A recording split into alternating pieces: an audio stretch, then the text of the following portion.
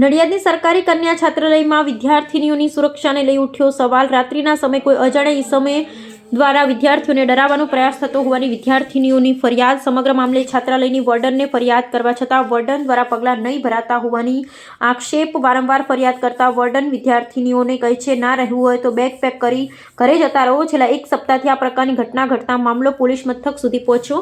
નડિયાદ પશ્ચિમ પોલીસ વિભાગની C team દ્વારા છાત્રાલય પર પહોંચી વિદ્યાર્થિનીઓના નિવેદન લેવાયા। મામલો ઉચ્ચ કક્ષા સુધી પહોંચતા સમાજ કલ્યાણ વિભાગના નાયબ નિયામક લીધું સ્થળ મુલાકાત।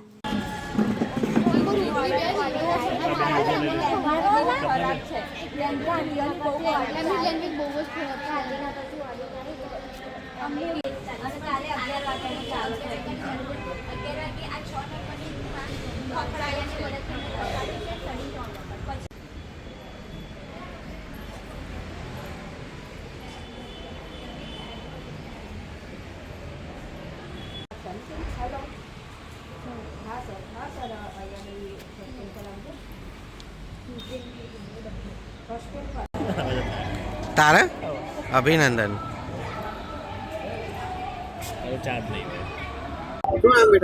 મારું નામ રાઠવા જાનકી છે।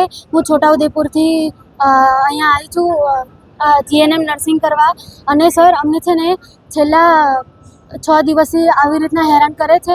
અને સર છે ને પહેલા દિવસે તો અમને બારી ખખડાઈ, ફરી પાછળ આ બધી બારીઓ છે ને ત્યાંથી બેટરીઓ કરે છે।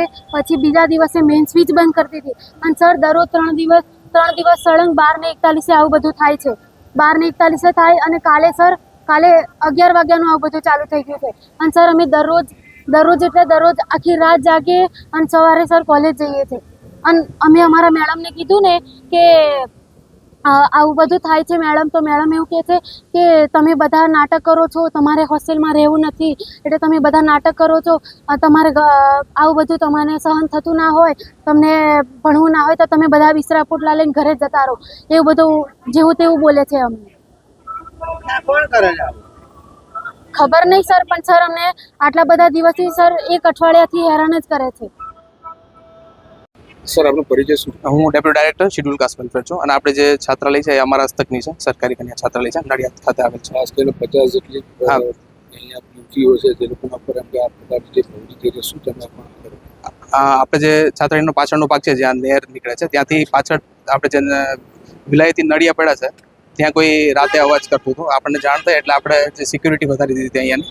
ત્યારબાદ આપણે જે નજીકનું આપણું પોલીસ સ્ટેશન છે એમને જાણ કરેલી, તેમજ આપણે જે ટોર્ચની બધી વ્યવસ્થા કરીને અહીંયા રાખેલ છે। હાલ આવું કોઈ બનાવ ના બને તેની તકેદારી રાખવામાં આવેલ છે અને પોલીસ પાર્ટી પણ અહીંયા હાજર છે। વિદ્યાર્થીઓનો જે મુખ્ય આક્ષેપ છે કે બોર્ડર એ લોકો સહકાર આપતા નથી, એ લોકોની વાત સાંભળતા નથી, એ બાબતે શું? નહીં, વોર્ડનને પણ આપણે સૂચના આપી છે કે ભાઈ રાતના સમયે અહીંયા હાજર રહેવું। તેમજ જે આપણી પાસે ટોટલ 3 સિક્યુરિટી ગાર્ડ છે, લેડી સિક્યુરિટી ગાર્ડ, તેઓ પણ અહીંયા રાતે હાજર રહે છે અને કોઈ અનિચ્છનીય બનાવ ના બને તે માટે આપણે પોલીસ પાર્ટીને પણ જાણ કરી।